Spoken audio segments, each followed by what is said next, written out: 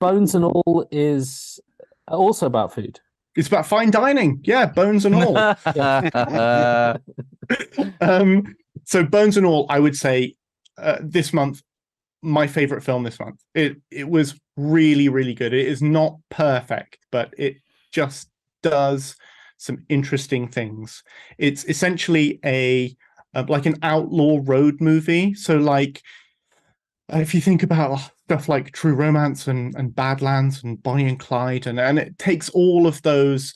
What was the other one? Sort of semi-recently, Queen and Slim. It takes all of those like tropes and combines it with like I want to say it's like the vampire myth, but instead of drinking blood, it is full-on cannibalism, and it is really, really good. Taylor Russell is the lead in it, and she does a stunning job of portraying like the conflict of not discovering that she's a cannibal because she already knows that she needs human flesh to survive, but the discovery of how you incorporate that into your daily life. And she does that with the help of Timothée Chalamet, who plays Lee, who is this guy who's basically just, he's only a little bit older than her and has just accepted what he is and is much more comfortable in that moral grey area.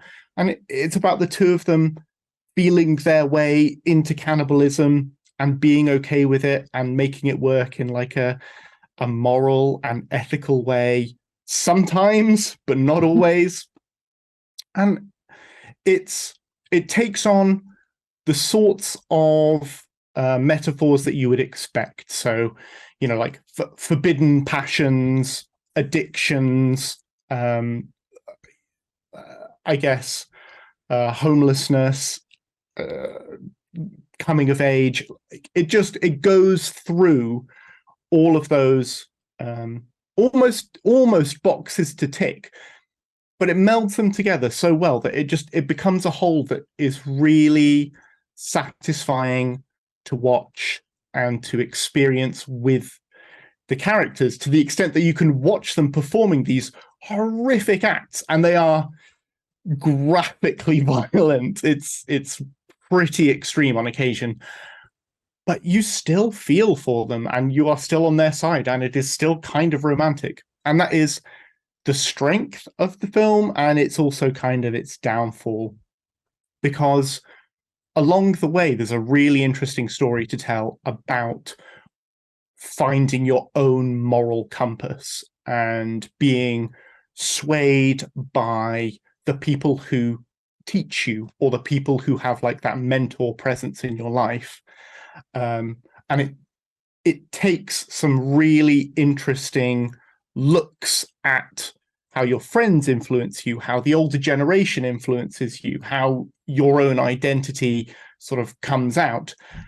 And then it kind of stops doing that with the last act and instead turns into just, well, these two are in love and therefore whatever they do is right, which feels kind of like a cop-out when it sets up so nicely the fact that the two of them could be pure evil. They could go down the route of moral oblivion, and the movie like steps back from that, which I think is a real shame. It doesn't end badly. The ending is not bad. It's satisfying. It wraps things up sort of a bit too neatly maybe, but it just doesn't, it's just not as daring as the first hour or so would have you expect, which is a real shame, because other than that, I can't really fault it.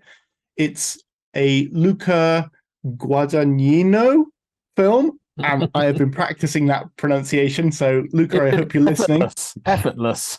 It was, wasn't it? It's like he's my best friend. Yeah.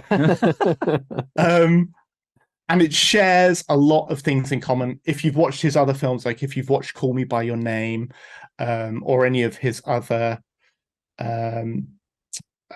Desire movies, or even if you've seen his remake of Suspiria, you will see a really clear through line of his I don't want to get too poncy, but like his artistic eye, you know, his directorial style is really clear.